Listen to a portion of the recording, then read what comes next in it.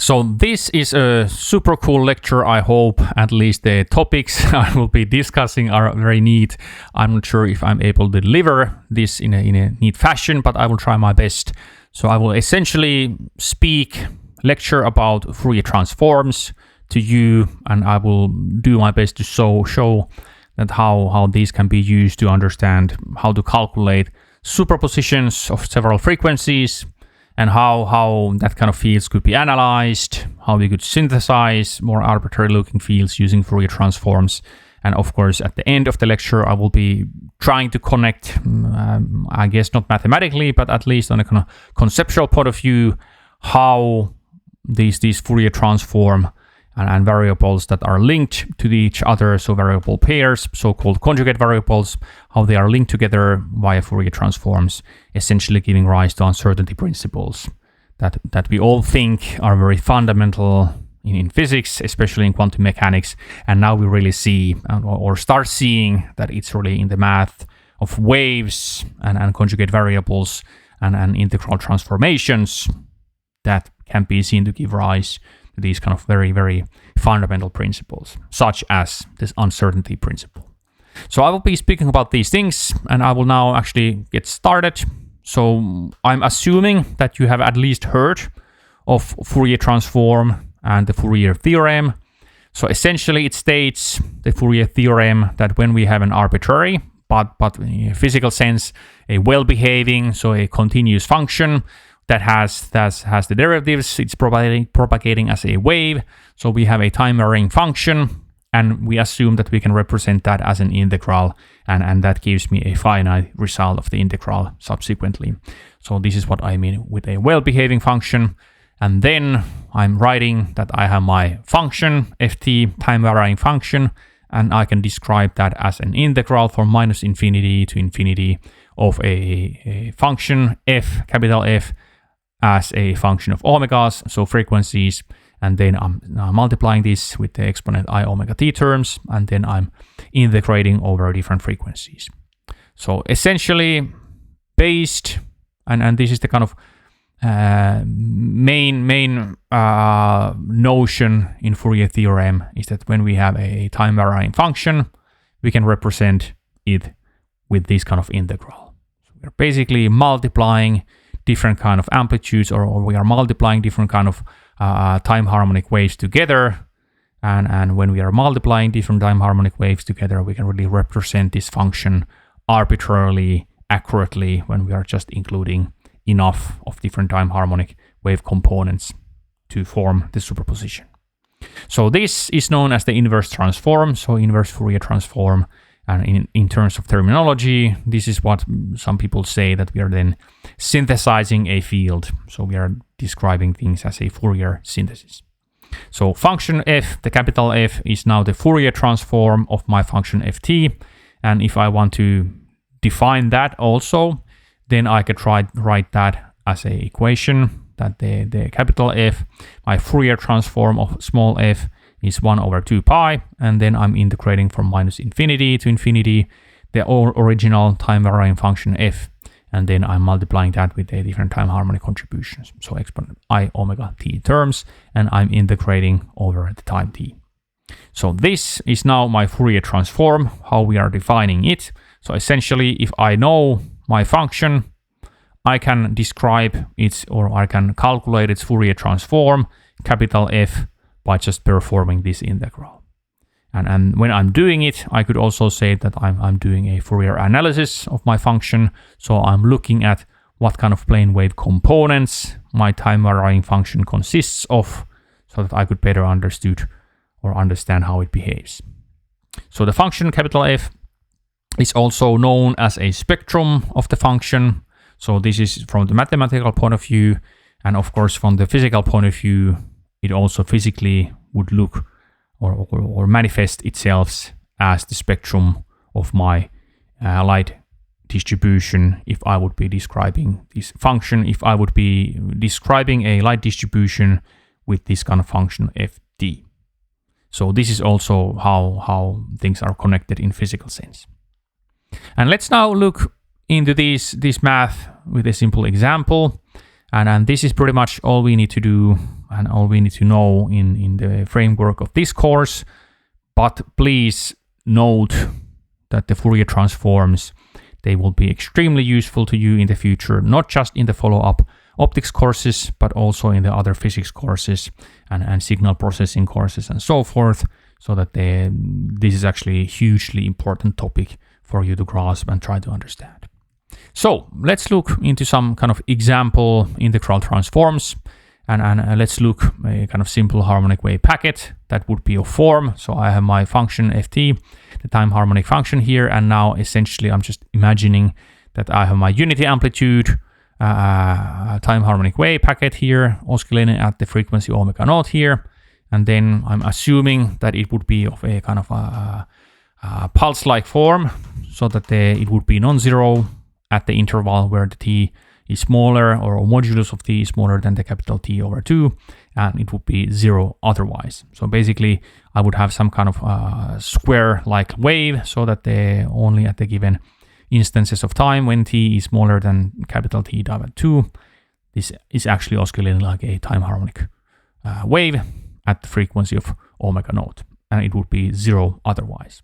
So that kind of pulsed waveform.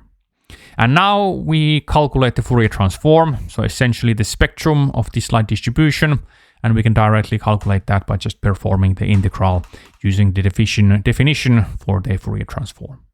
So basically we need to calculate this kind of integral, and we are now inserting inside the ft our functional form. So what we have now is that we do not need to integrate all over from minus infinity to infinity, but only from minus t over 2 to t over 2, because that's only where we have the function that is non-zero. And then we have the plug in our functional form for the wave. So we have the exponent I omega naught there, and then we have that kind of integrand that we must integrate. And this we can do, like it's not that hard to integrate exponent terms, especially when they don't go into minus infinities and infinities, so that we can readily look at the tables, or we can use a program, or we can even do it by hand. So that what we can is that we have an amplitude modulation here, or multiplier here, that is inverse of 2 pi I, imaginary unit times omega minus omega naught, and inside here we have the exponents where we insert the t over 2's there. So essentially we have two different terms corresponding to the two different time limits, so t over 2 and minus t over 2, and this is what we then have. And these terms, of course, they turn into a sine, so we have 1 over pi times omega minus omega naught times sine of omega minus omega naught times t over 2. So this is, of course, what we get out. So these, it essentially looks like exponent ix minus exponent minus ix, and here we have something very similar here, so we can really easily describe this as a sine.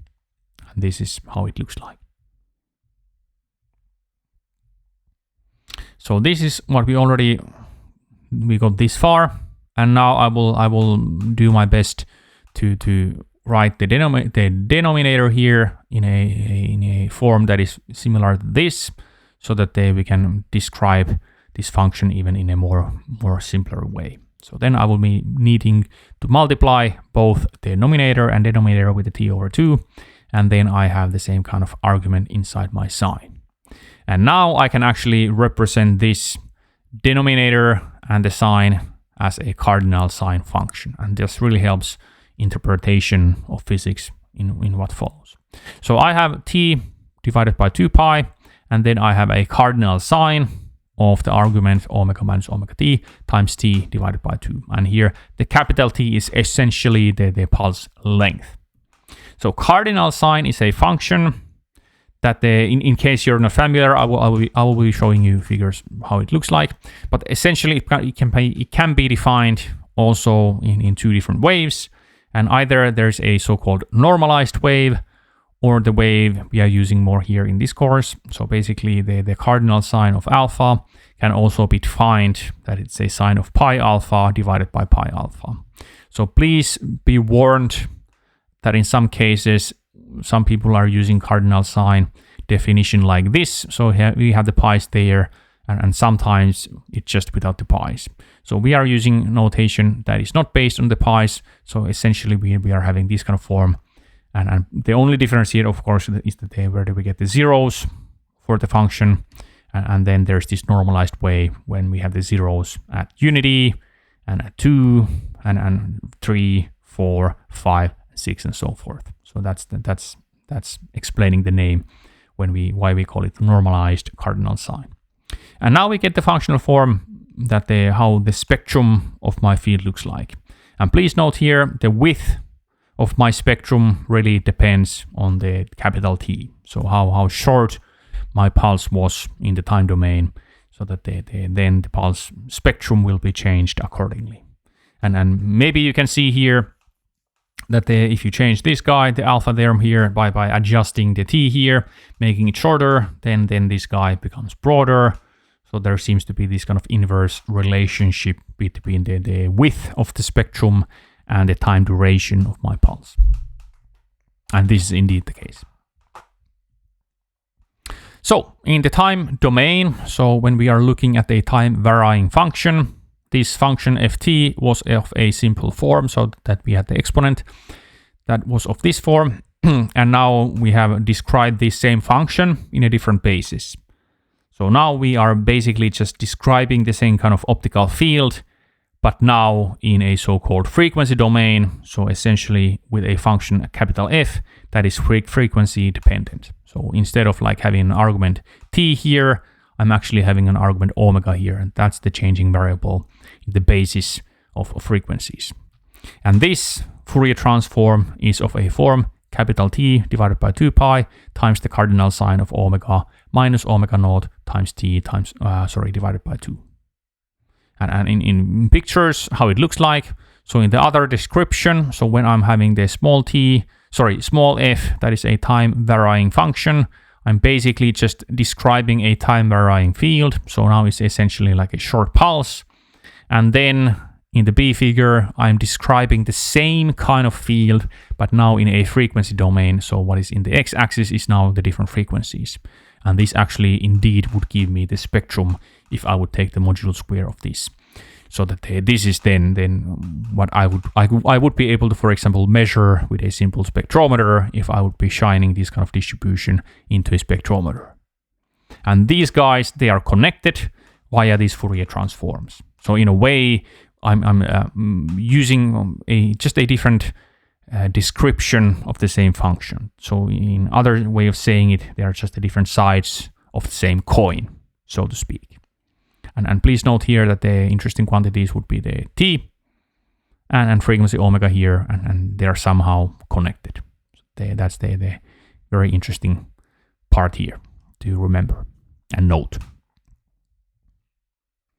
So Fourier transform f, capital F of the function small f, really we can interpret it or understand that as a amplitude of a arbitrary time varying wave at a given frequency. So basically, when I'm looking at the Fourier transform and I'm putting in a given frequency omega here, what I get out, I will get a number out, and that number tells me what is the amplitude of that field component that is oscillating at this frequency omega. So this is essentially what it does give me out. And generally speaking, this amplitude that I just mentioned, so that the f omega, this can be complex valued, and in this case, the imaginary part would give me a relative phase between other wavelets, so between other wave components, different frequencies of interest. So this is essentially what the complex valuedness means in terms of Fourier transforms. So I'm looking at a different kind of time harmonic waves oscillating at the different omegas, omega 1, omega 2, omega I. And then if these different waves have some kind of relative phase difference, then this phase difference must manifest itself as some kind of complex number in their amplitudes.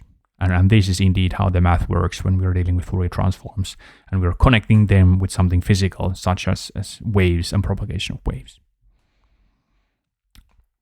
So we can also just calculate each frequency component, and we can calculate a kind of modulo square of these different frequency components.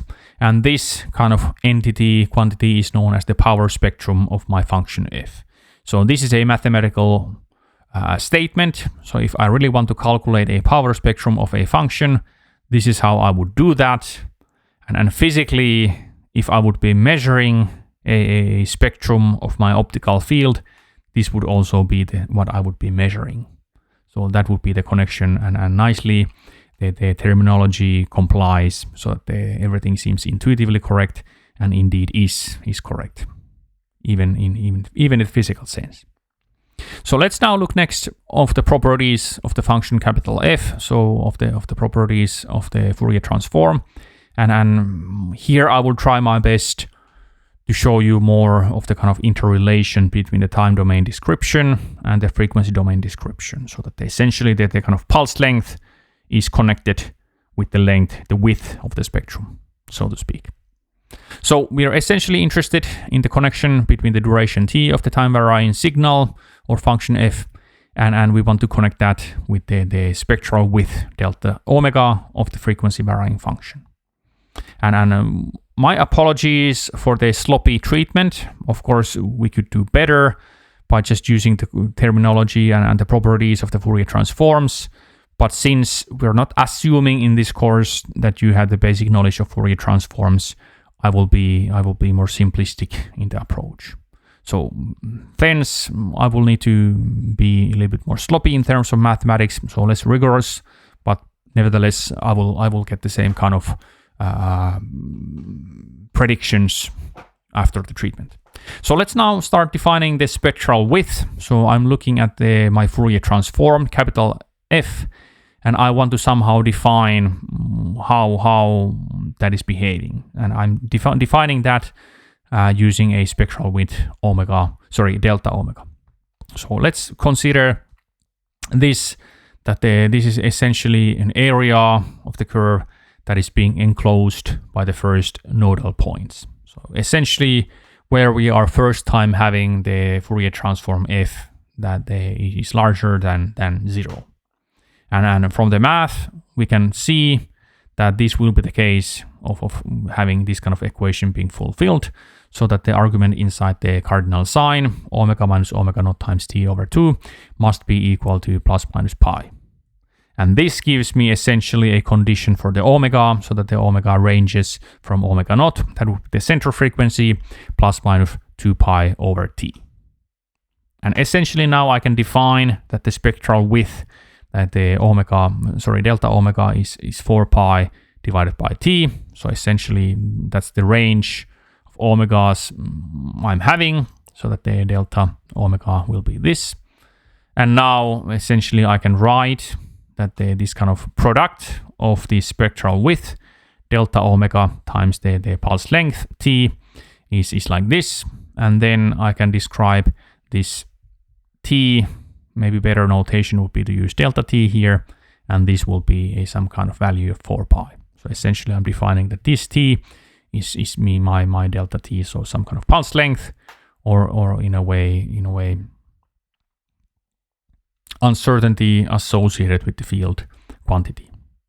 And please, like I already said, I'm really sorry that we were not able to do a better treatment.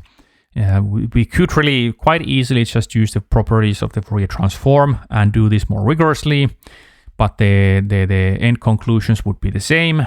And since we do not need to require that you would have some kind of prior experience on Fourier transforms, we have chosen not to use that kind of approach.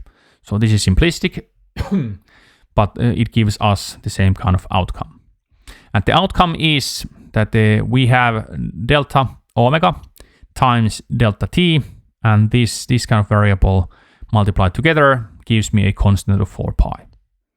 And of course, we could describe frequencies using frequencies and not angular frequencies, and we could simply describe the same kind of relation with respect to the frequencies f or news, and then their change would be giving us some kind of similar kind of product, which would be again a constant. And of course, the starting assumptions were extremely ambiguous, so we just started defining the width as where we had the first nodal points. So this only gives us an order of magnitude, but nevertheless, always, no matter how we define things, we will get this kind of equation that the delta nu times delta t would be of the order of unity. And this is actually something that they tells us of a very profound principle that is playing a role with these kind of variables. And this is that when we are dealing with these kind of conjugate variables, so essentially here time and omega, and when they are linked via the Fourier transforms, then they are always necessarily associated with this kind of uncertainty principle. So this is the kind of main lesson to be learned from this approach. So this is essentially an uncertainty principle associated with the frequency and with time of my field. And I know that they always gives me some kind of constant value quantity here. And here the key thing here is that we need to have some kind of domains that we described. The function in and subsequently, since we have domains, we must have some kind of variables that we are using to describe our waves. And here we have shown you that we are describing the field either in the time domain or in the frequency domain. So essentially this would be the conjugate variables of interest. And then we see that there is an uncertainty principle associated with these two variables. So that if we, for example, physically would shorten down our pulse to be shorter and shorter so that the capital T would become smaller, that necessarily would imply that then the width of the spectrum would become broader. Or subsequently, if I would want to realize a laser that has a very narrow spectral width, so that the delta omega would be very small, essentially that would mean that my pulse length would be very long indeed. So that I would essentially have a continuous wave laser that I would be dealing with. So I cannot be able to make a laser that would shoot out pulses of light, which at the same time would be associated with extremely narrow spectral widths. So that this is physically impossible because time and frequencies are conjugate variables. And here, of course, the neat thing is that what are conjugate variables and how we come up with them in the first place. They emerge very naturally in wave description when we have these kind of functional forms of exponent I omega t's or something similar. And needless to say, I could also state that there's also a conjugate variable of k and z. So essentially I have same kind of functional form in the description of plane waves. So I have exponent I, k, z in my description. And similarly, then k and z would be conjugate variables. Of course, now when I'm dealing with wave vectors, I should be more careful in the mathematical description because it's actually a vectorial quantity. So then I would actually end up in having a kind of a little bit more complicated conjugate variables. But nevertheless, same kind of uncertainty principles are in place when we are dealing with kx, kz, and x and y coordinates. And physically, this kind of uncertainty principle between the spatial frequencies and the spatial coordinates would then, for example, tell me that I cannot focus a laser source into an arbitrarily small spot. And similarly, if I have a very small laser spot, then it will be diverging very quickly when the focal spot is being lost, so that these kind of physics I would get out right after I would apply uncertainty principle between different conjugate variables. So essentially, I would be looking at my field distribution, my optical field, by utilizing Fourier transforms in the description of my field. So I hope you got something out of my final mumble about Fourier transforms and the superposition principle and conjugate variables giving rise to uncertainty principle. This is really cool stuff. This is really fundamental stuff, But at this point, I'm sorry that I cannot be more rigorous in our treatment. But if you're interested, and I hope you are, please ask me when we are seeing each other, or ask other lecturers and teaching assistants. So for example, talk with Madonna or talk with Jan during the time you're encountering them, and ask them about these conjugate variables and the uncertainty principle. This is really cool stuff and really fundamental stuff. I cannot emphasize this more. And in case you're interested, this is neat stuff. So this is all I had to say regarding this lecture. I hope you enjoyed this one, and the next I will be trying my best to speak up a little bit about coherence and how coherence is connected to these above considerations. So how coherence is related to superposition of waves. So thanks and bye bye.